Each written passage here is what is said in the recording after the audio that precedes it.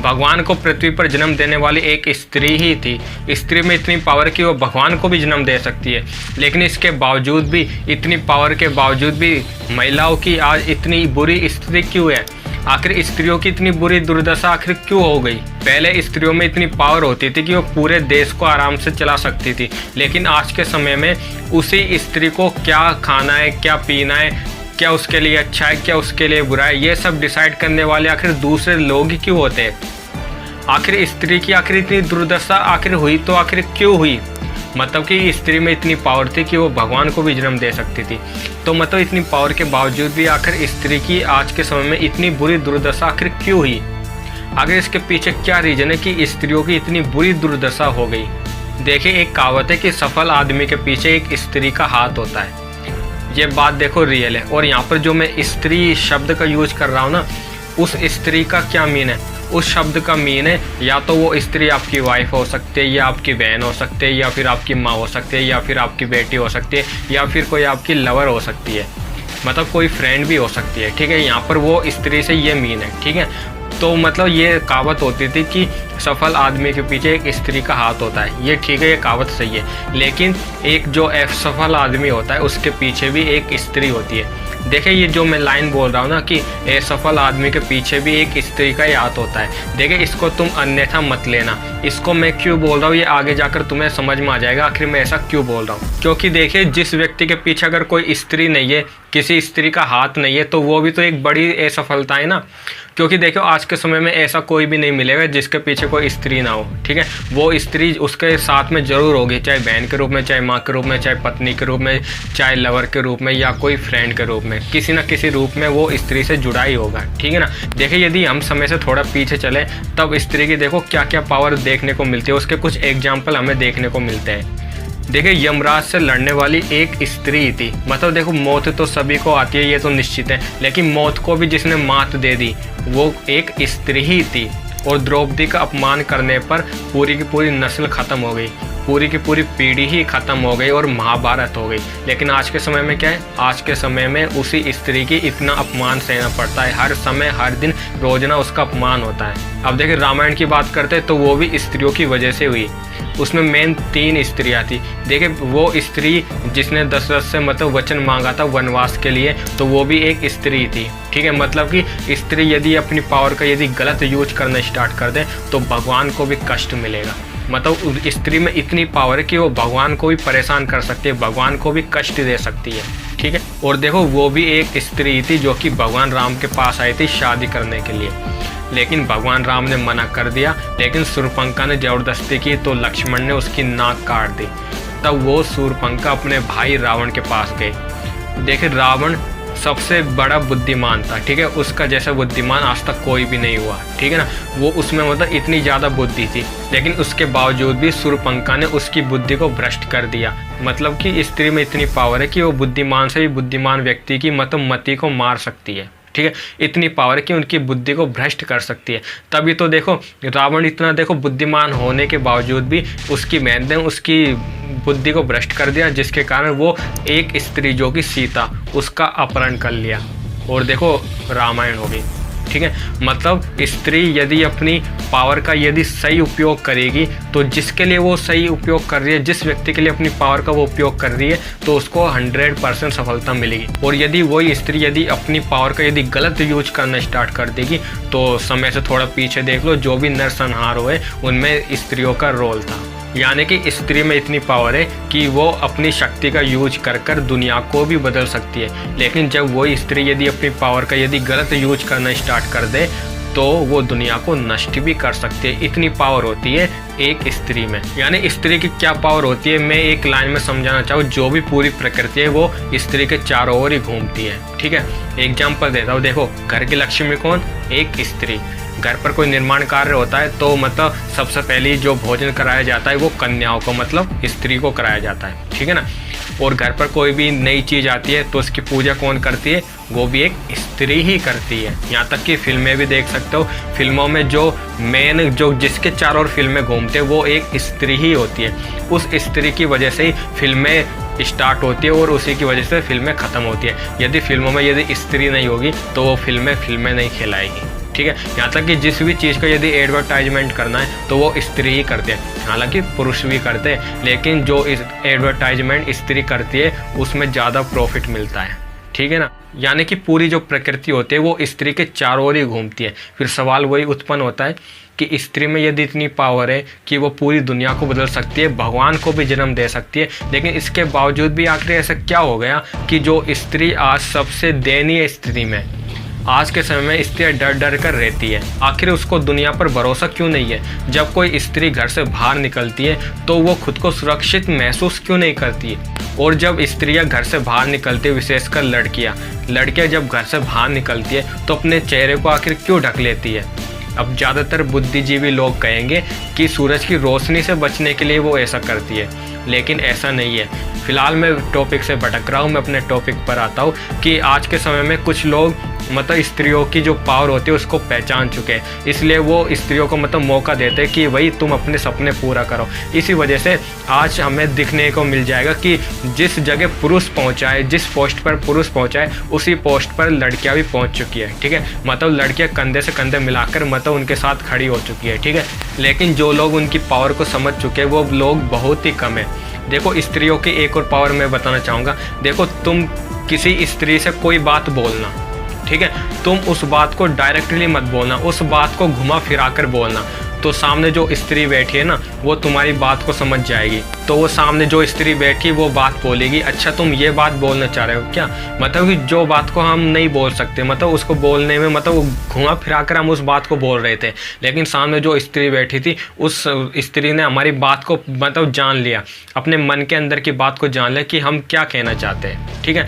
अब देखो ये एग्जाम्पल हमें घर पर भी देखने को मिल जाए, तुम भी शायद देखते होगे। आज के समय में देखो मैं यदि कुछ नहीं बोलता हूँ, मतलब चेहरे पर कोई भी एक्सप्रेशन नहीं देता हूँ, तब भी मेरी मम्मी समझ जाते कि मैं मतलब क्या बोलना चाह रहा हूँ, मतलब मेरे अंदर मतलब मैं क्या कहना चाहता हूँ, मतलब मम्मी समझ जाती है, ठीक है ना। तो मतलब स्त्रियों की मतलब इतनी पावर होती है कि उस सामने वाले के अंदर तक मतलब वो समझ जाते उसके अंदर क्या है। लेकिन सवाल वही उठता है कि वही स्त्री ने जिसको मतलब भगवान को भी जन्म दिया, आखिरकार ऐसा क्या होगा कि उस स्त्री की आज दुर्दशा सबसे खराब है।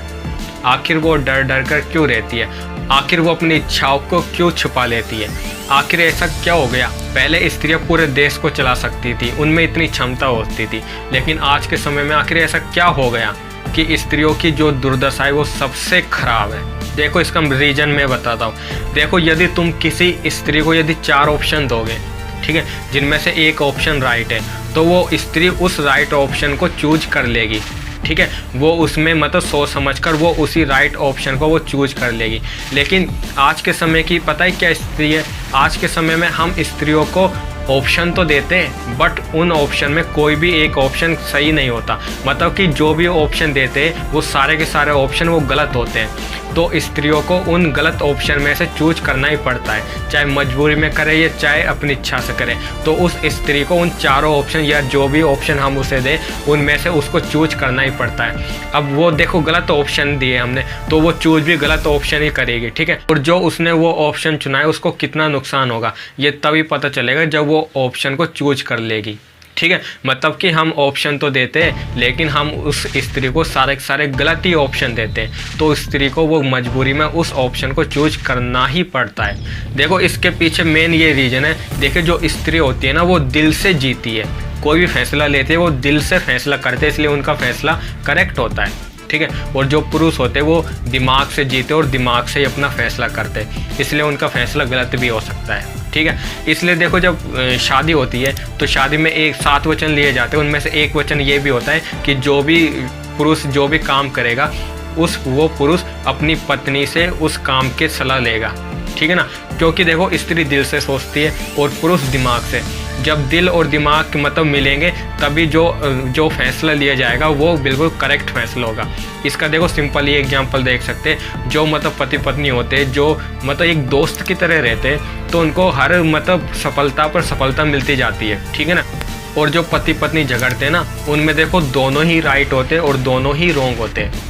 कैसे होते हैं ये देखो, पत्नी दिल से कोई बात बोलती है और दिल से सोचते, इसलिए जो पत्नी वो बात बोल रही है ना वो उसको यदि हम दिल से सोचेंगे तो वो बात करेक्ट होगी। और वहीं पुरुष दिमाग से मतलब सोचता है, और वो पुरुष जो बात बोल रहा है ना, तो यदि हम उसको दिमाग से सोचेंगे तो वो बात भी करेक्ट होगी, मतलब दोनों की बात करेक्ट है। बट फ़र्क इतना सा है कि एक दिमाग से सोच रहा है और एक दिल से, ठीक है, दोनों ही इसमें करेक्ट है, लेकिन दूसरी ओर दोनों ही इनमें रॉन्ग है। क्यों? क्योंकि यदि उनमें से कोई एक भी समझदार होता तो ये झगड़ा होता ही नहीं ना। क्योंकि यदि उन दोनों में से यदि एक भी समझदार है तो वो अपने पार्टनर को मना लेगा, लेकिन दोनों ही वो झगड़ते तो मतलब दोनों में कोई भी समझदार नहीं है, ठीक है ना। यदि उनमें से कोई एक समझदार होता तो वो झगड़ा होता ही नहीं। देखिए, मैंने शुरुआत में बोला था कि एक सफल आदमी के पीछे एक स्त्री होती है, और फिर मैंने बाद में ये बोला कि जो असफल आदमी होता है ना, उसके पीछे भी एक स्त्री होती है। तो तुम्हें समझ में आ गया होगा कि मैं उन 4 ऑप्शन जो उसको दिए जा रहे हैं ना, तो उन्हीं ऑप्शन के बलबूते पर मैं बोल रहा था कि एक जो असफल आदमी होता है उसके पीछे भी एक स्त्री होती है। इसको देखो एक और एग्जाम्पल से और समझाता हूँ। देखिए, एक कोई व्यक्ति था, उसने अपराध किया था, उस अपराध के कारण उसको फांसी की सज़ा होनी थी। तो उससे लास्ट उसकी इच्छा पूछ गई, तो उसने बताया था कि मैं अपनी माँ से मिलना चाहता हूँ। तो उसकी माँ से वो मिले, तो जैसे वो उसकी माँ से गला मिला तो उसने अपनी माँ को काट लिया। तो लोगों ने पूछा तुमने ऐसा क्यों किया? तो उसने बताया कि जो मैं यहाँ पर पहुँचा हूँ, इसमें अकेले मैंने काम नहीं किया, उसमें मेरी माँ भी साथ थी। क्योंकि यदि मेरी माँ ने यदि बचपन में मुझे ये सिखाया होता कि भाई गलत काम नहीं करना चाहिए, गलत काम करने से ये होता है, यदि मुझे बचपन में ये सिखाया होता, यदि मुझे बचपन में डांटा होता, तो शायद मैं आज गलत काम नहीं करता। तो अब देखो, तुम्हें लग रहा होगा कि इसमें गलती माँ की भी है, ठीक है, ये तुम्हें लग रहा होगा। देखिए, मैं शुरुआत में बताया था कि वो 4 ऑप्शन के कारण ही वो गलती हमें ऐसा लगता है कि उसमें मतलब गलती माँ की भी है, लेकिन माँ की असल में कोई भी गलती नहीं है, ठीक है ना। क्योंकि देखो, आज के समय में हम ऑप्शन दे रहे हैं, ठीक है, स्त्री को हम ऑप्शन दे रहे हैं, ठीक है, लेकिन उनमें से कोई भी ऑप्शन राइट ऑप्शन नहीं है, उनमें सारे के सारे गलत ऑप्शन है। उनको यदि कोई चूज करता है तो या कोई ऑप्शन से तो कम नुकसान होगा, किसी से ज़्यादा नुकसान होगा, लेकिन नुकसान तो होगा ना। तो स्त्री को मजबूरी में वो ऑप्शन चूज करना पड़ता है, और स्त्री को ऑप्शन इसलिए चूज करना पड़ता है मजबूरी में, क्योंकि उनको पता है यदि मैंने इनमें से कोई भी ऑप्शन चूज नहीं किया, हालांकि वो स्त्री को भी पता है कि ये सारे के सारे ऑप्शन गलत है, ठीक है, अगर वो चूज करेगी तो उसको नुकसान होगा, लेकिन मजबूरी में उसको चूज करना ही पड़ता है। क्यों? क्योंकि वो भी कहीं ना कहीं ये मानते हैं यदि मैंने इन ऑप्शन को यदि चूज नहीं किया तो हो सकता है जो मेरी वर्तमान में जो स्थिति है, हो सकता है उससे भी खराब स्थिति आ जाए यदि मैंने इस ऑप्शन को चूज नहीं किया, ठीक है। तो बस इसी के कारण वो स्त्री वो मजबूरी में उन ऑप्शन को चूज कर लेती है। अब देखो, जब हम किसी स्त्री को ऑप्शन देते तो वो स्त्री अपनी पावर का यूज नहीं करती, पावर का यूज ना करने के कारण वो उन ऑप्शन को चूज कर लेती है। यदि वो अपनी पावर का यूज करेगी तो वो उन ऑप्शन को कभी भी चूज नहीं करेगी, क्योंकि वो सारे के सारे ऑप्शन गलत है। हालांकि ये ऑप्शन को यदि चूज नहीं करेगी तो उसकी जो स्थिति है ना, वो और भी खराब हो जाएगी उसकी स्थिति, ठीक है। इसलिए यदि वो ऑप्शन को मतलब चूज कर लेते हैं कि खराब स्थिति से बचने के लिए, यदि वो अपनी पावर का यूज करती है और वो उन ऑप्शन को यदि चूज नहीं करती तो उसको परेशानी तो होगी, लेकिन वो परेशानी कुछ समय के लिए होगी, और उस स्त्री में इतनी पावर होगी कि वो लोगों को बदल सकती है। लेकिन वो जो स्त्री है वो अपनी मतलब उसकी जो स्थिति है वो ज़्यादा बेकार ना हो, इस वजह से वो मजबूरी में उन ऑप्शन को चूज कर लेती है। देखिए, बातें तो बहुत है करने के लिए, लेकिन कहते नहीं कि समझदार को इशारा काफ़ी होता है। यदि तुम उसे इशारे में समझाओगे और यदि वो समझना चाहता है तो वो समझ लेगा, ठीक है। और यदि कोई समझना नहीं चाहता तो यदि तुम उसको 10 बार भी बोलो वो कभी भी नहीं समझेगा। इसलिए तो मैंने फेसबुक पेज पर लोगों को समझाना बंद कर दिया है, क्योंकि देखो, जब तुम कोई बात लोगों को समझाना चाह रहे हो, यदि वो लोग उन बातों को नहीं समझते तो वही बातें तुम्हें बहुत ज़्यादा तकलीफ पहुँचाती है, ठीक है। इसलिए मैंने फेसबुक पेज पर लोगों को समझाना बंद कर दिया है। क्योंकि देखो, मैं पहले फेसबुक पेज पर लोगों को जागरूक करने का काम करता था, लेकिन मैं समझ गया कि लोग जागरूक नहीं होंगे। क्यों? क्योंकि मेरे पास कोई पावर नहीं है। जब तक तुम्हारे पास कोई पावर नहीं है, तुम किसी को कुछ भी समझा लो, वो तुम्हारी बात को नहीं मानेगा। जिसके हाथ में पावर है वो चाहे गलत भी बात बताए तो उसकी जो बात वो बता रहा है उसकी बात को दुनिया मानेगी। क्यों? क्योंकि उसके हाथ में पावर है। और ये बात भी रियल है कि स्त्री के हाथ में भी अभी भी पावर है, लेकिन वो उन पावर का यूज नहीं करती। उनको जो हम ऑप्शन देते, उनको जो गलत ऑप्शन देते, मजबूरी में उनको वो ऑप्शन चूज करना ही पड़ता है, क्योंकि वो भी अच्छी तरह से जानती है कि यदि उनने वो ऑप्शन को नहीं चूज किया तो उनकी स्थिति और भी ख़राब हो जाएगी। तो उनकी जो स्थिति है वो और भी ख़राब ना हो, उससे बचने के लिए उसको मजबूरी में वो ऑप्शन को चूज करना पड़ता है। और ये भी बात रियल है, यदि वो अपनी पावर का यूज करे और वो उन ऑप्शन को ना चूज करे तो उसको मतलब और ज़्यादा स्थिति उसकी तो बेकार हो जाएगी, लेकिन वो कुछ समय के लिए ही होगी, लेकिन उसमें इतनी पावर आ जाएगी कि वो लोगों को बदल सकती। लेकिन वो स्त्री ये सोच लेते कि मेरी स्थिति और भी बेकार ना हो, इस वजह से मजबूरी में उसको वो ऑप्शन चूज करना पड़ता है। मतलब कि स्त्री जो भगवान को भी जन्म देती थी, आज उस स्त्री की कितनी दयनीय दशा हो गई। ठीक है, इतने समझ गए होंगे कि इसके पीछे क्या क्या रीजन है। अब देखिए स्त्री की पोजीशन को कैसे सुधारा जा सकता है। पहली बात तो यह जो मैं उसकी जो पावर की बात कर रहा हूँ कि उनको जो ऑप्शन दिए जाते हैं, जब तक वो उन ऑप्शन को यदि चूज करेगी, उनको भी पता है कि ये गलत ऑप्शन है, फिर भी वो चूज कर रही है, तो तब तक उनकी स्थिति नहीं सुधरेगी। और दूसरी ये बात हो सकती है कि यदि स्त्री को समझने वाले यदि पैदा नहीं होंगे, उनकी पावर को समझने वाले यदि पैदा नहीं होंगे, तब तक उनकी स्थिति नहीं सुधरेगी। ठीक है ना। तो देखो, यदि हम इंतज़ार करेंगे कि लोग पैदा हो जो हमारी पावर को समझ सके, यदि हम इंतज़ार करेंगे तो इंतज़ार करते ही रह जाएंगे। तो बेस्ट तरीका है स्त्रियों को अपनी पावर का यूज करना चाहिए। ठीक है।